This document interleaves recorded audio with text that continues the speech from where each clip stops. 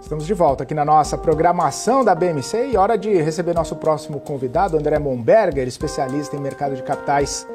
Com a gente aqui, André, seja muito bem-vindo, prazer falar contigo novamente, meu caro. Obrigado, Felipe, um prazer é meu, sempre à disposição aqui de vocês. André, a gente está analisando, avaliando os movimentos do mercado recentemente, depois de um dia bastante importante, de uma alta consistente. Alguns dias atrás a gente teve uma leve correção, a gente foi vendo algumas correções que podiam até trazer algum tipo de perspectiva de uma reversão, de uma mudança de perspectiva, principalmente atrelado com alguns indicadores do cenário mais macro. Hoje a gente teve o IPCA 15, que por mais que tenha acelerado, tem alguns componentes mais benignos ali nas suas linhas e tem trazido, inclusive, uma repercussão positiva para o nosso mercado, um fechamento da curva de juros, a gente vê uma alta do nosso Ibovespa. Queria entender um pouco da sua percepção, né? Como esses dados, como uma leitura, talvez até abaixo do esperado, pode trazer essa melhora, a melhora de perspectiva para as empresas, melhora de percepção para o Ibovespa. Como é que você tem avaliado aí a influência, né, e a repercussão dos indicadores no nosso mercado? Eu acredito, Felipe, que basicamente isso se dá porque todos esses indicadores existem sempre uma expectativa em relação a eles. Então, o mercado ele acaba precificando um pouco antes. Então, mesmo que o número supostamente venha ruim, se ele está com a expectativa menos pior, ele acaba também refletindo-se nos preços dos ativos. E é exatamente isso que ocorre. Quando a gente pega, por exemplo, a temporada de balanço que a gente vem vivenciando agora e verifica que alguns balanços estão piores do que 2023, né? Se pegar o mesmo TRI de 23 para TRI de 24, tecnicamente a gente olha e diz assim, deveria piorar preço. Só que isso já era esperado em alguns casos e ele não veio tão pior assim. E aí acaba refletindo-se positivamente nos preços. E o nosso mercado, ele ofereceu um ralizinho, digamos assim, nas últimas semanas, bem interessante. Nós chegamos a flertar lá com 118 mil pontos e batemos praticamente em 130 mil na semana passada. Então, é natural passarmos por uma correção técnica, e se os indicadores, conforme eu citei, eles vêm alinhados ou menos piores, também é combustível para retomada dos preços. E invariavelmente, eu já tive a oportunidade de falar isso aqui para vocês, os preços no Brasil, especialmente no mercado de equity, continuam muito depreciados e trazem ainda bastante oportunidade. Ô André, olhando para essas oportunidades, né? O que a gente pode colocar no radar, até pegando esse gancho da temporada de resultados? Algumas empresas tiveram movimentos bem expressivos para baixo, né? E enquanto outras acabaram tendo ou retomando o otimismo do mercado. Claro que quando a gente olha para o resultado acaba sendo retrovisor, o que a gente espera é que a empresa trace alguns guidances importantes ali. Diante desse cenário macro, como que você está vendo esses guidances, né? As empresas estão projetando melhoras de expectativas, as empresas estão trazendo melhores condições, pelo menos aquelas que tiveram repercussões melhores aí ao longo da temporada? Eu acredito que sim, nós temos vários exemplos. Uma empresa bem relevante no nosso contexto, que é a Vale. Quando a gente olha para o resultado que a Vale ofereceu, praticamente a gente pega todas as linhas vieram piores, né? Numa primeira análise, você olha assim, nossa, piorou venda, piorou resultado, piorou um monte de coisas no balanço. Mas, quando você projeta para frente e identifica que o desempenho operacional dentro do contexto que a Vale está inserida acabou sendo melhor, se vê uma oportunidade. Por quê? Porque os preços depreciaram, na minha visão, mais do que deviam, e o próprio anúncio de distribuição de dividendos que ela já fez agora, já projeta um dividendo próximo a 10%. Então, quando você pega um exemplo como esse que eu estou citando, na minha visão, tem uma clara oportunidade aqui. Indo para o outro lado, pegando casos que não estão tão bons, vamos pegar os cíclicos domésticos, como o setor de construção, o próprio setor de varejo, principalmente o varejo que depende muito de funding. Já era esperado que a gente tivesse balanços piores, tendo em vista a subida de taxa de juros já contratadas. Isso é inevitável. Casualmente, eu estava dando uma olhada nos resultados das lojas Renner, e uma das piores linhas do balanço da Renner foi justamente na financeira. Por quê? Porque teve um aumento de inadimplência. Isso, em certa medida, também já era esperado. Então, à medida que o mercado começa a sinalizar que talvez essa taxa de juros, já temos contratado mais um aumento de 1%, mas talvez se discuta se vai continuar aumentando, lá na frente, o que se vê no radar? Bom, se não aumentar mais, talvez a gente tenha que começar a projetar o início da queda da taxa de juros. E aí essas empresas que apanharam agora, estão vendo seus preços se depreciarem, voltam a ser oportunidade. Então, até mesmo dentro de um cenário ruim, a gente tem que cavocar a oportunidade, né? É isso. Ô André, só aproveitando que você citou a Renner aí, o mercado não gostou nada, né, do pagamento mais elevado, mais acelerado para os executivos. Por que, né, talvez a empresa decida fazer um movimento como esse, aumentando o pagamento para os executivos e deixando de lado ali, né, talvez uma boa gestão? Pode haver explicação que o palatável, né, para os investidores para reverter esse cenário? Porque a gente vê que depois disso, né, claro que tem todo o resultado, tem a linha financeira que você falou, tem uma desaceleração, mas a Renner sempre foi uma empresa onde os analistas falavam que era uma empresa interessante, investível, que teriam bons resultados, boas perspectivas, e aí num movimento de gestão acaba talvez colocando tudo a perder. Existe talvez um argumento que possa ser colocado pela companhia para retomar a confiança dos investidores? Eu diria que eu particularmente eu não me aprofundei para entender o porquê desse aumento dos executivos. Pode ter N motivos para que isso tenha acontecido, entre eles até um alinhamento de competição em relação ao mercado. Claro que quando a gente analisa num primeiro aspecto de governança, sempre é ruim, né? Isso em qualquer instância. Quando você vê uma empresa entregando menos resultado de um lado e premiando seus executivos de outro, né? Isso, em qualquer análise, a gente olha friamente, isso é ruim, né? Mas, a partir do momento que muda-se o quadro e esses executivos continuem entregando ou revertam o quadro que está agora, isso o mercado acaba esquecendo logo em seguida. Então, tem um impacto inicial bem negativo, concordo com você, mas talvez no médio e longo prazo isso se dilua até com uma certa facilidade. É só trazer resultado que o pessimismo passa, né? Já dizia Exatamente. essa percepção. Ô André, deixa eu repercutir contigo uma questão que a gente tem falado bastante ao longo do dia de hoje, né? As recentes falas aí do presidente Lula, falando de uma macroeconomia que seria bobagem, né? Que o importante é a microeconomia.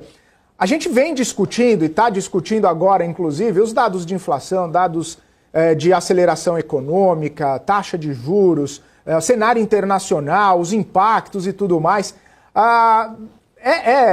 Claro que você não vai falar que mas eu gostaria de entender um pouco sobre a sua percepção, se é uma bobagem os dados macro, a macroeconomia, na percepção e até mesmo na tomada de decisão por parte dos investidores para alinhar, né, as expectativas em relação às companhias, em relação à precificação dos ativos.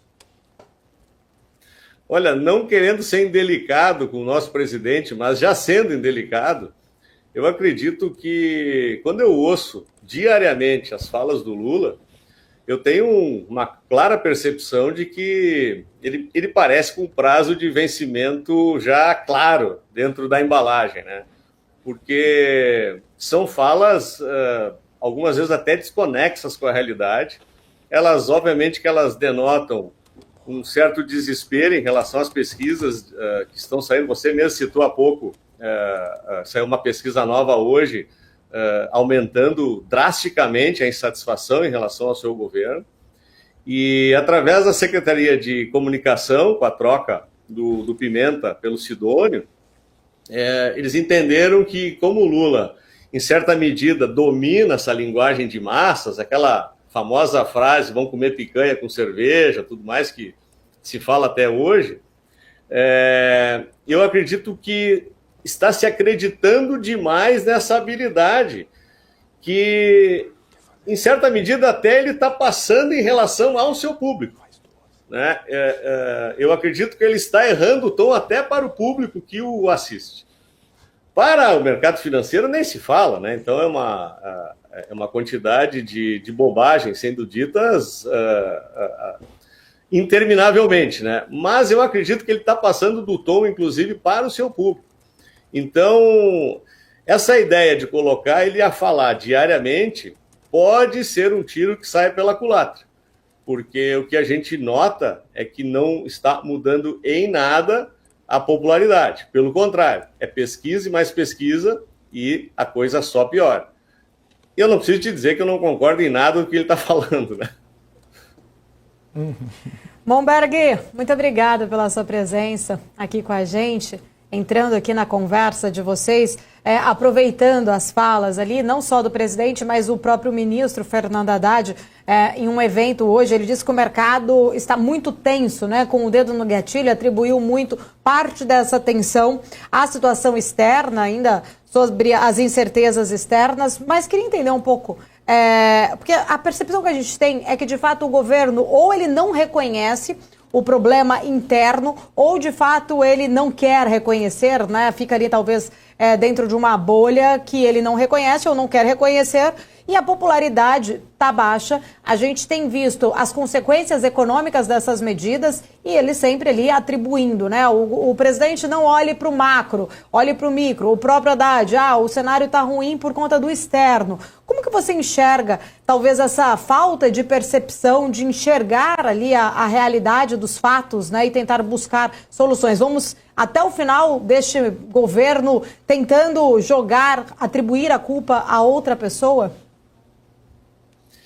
Eu acredito que a percepção de realidade, ela até existe, né? Porque dentro dos quadros, principalmente no Ministério da Fazenda, existem técnicos lá que minimamente sabem alguma coisa. E até quando a gente ouve o ministro Haddad falando sobre todo o contexto econômico do Brasil, a gente nota um certo equilíbrio, né? E uma noção do que precisa ser feito. Mas, dentro do Partido dos Trabalhadores, o que a gente vê também são diferenças ideológicas muito claras. E hoje, o entorno do presidente Lula, me parece que está levando vantagem essa ala mais ideológica do que a ala pragmática. E mesmo com o ministro Haddad tentando explicar dioturnamente o que acontece, a outra ponta acaba sobressaindo-se. E evidentemente que o ministro ele não pode destoar tanto assim, né? Por exemplo, se o meu presidente está dizendo uma coisa, boa ala do partido, eu venho falar outra contrária. Ele tem que até amenizar esse discurso. Mas o que fica claro, o resumo disso, é que não existe plano, né? Não existe realmente nada que vai ser feito no curtíssimo prazo. Foi apresentado aquele pacote ao Congresso de redução de gastos, com aquele anúncio trágico lá da questão da isenção dos 5 salários, né, que eu já tive a oportunidade de falar para vocês assim, que eu achei um erro muito grave. E a partir dali, se debruçaram-se contra essas reduções, não vai ser 70 bilhões, no máximo vai chegar a 40, é insuficiente, aquela coisa toda. Aí no início do ano se comentava, olha, nós vamos fazer alguma coisa a mais, vai ficar para depois do Carnaval, vai ficar para abril. E agora me parece que não vai ficar para lugar nenhum, né? Por essas falas do próprio ministro Haddad hoje de manhã lá no evento do BTG, me parece claro que não tem plano, né? E aí, evidentemente, que isso causa um pouco mais de estresse nos mercados, né? Mas, sinceramente, eu acho que eles têm uma leitura da realidade, né? Mas a política muitas vezes se sobrepõe ao que precisa ser feito de verdade. Haja visto aí, hoje me chamou a atenção que o programa Pé de Meia, que está sobre aquela suspeita do TCU e tudo mais, foi relançado pelo Lula.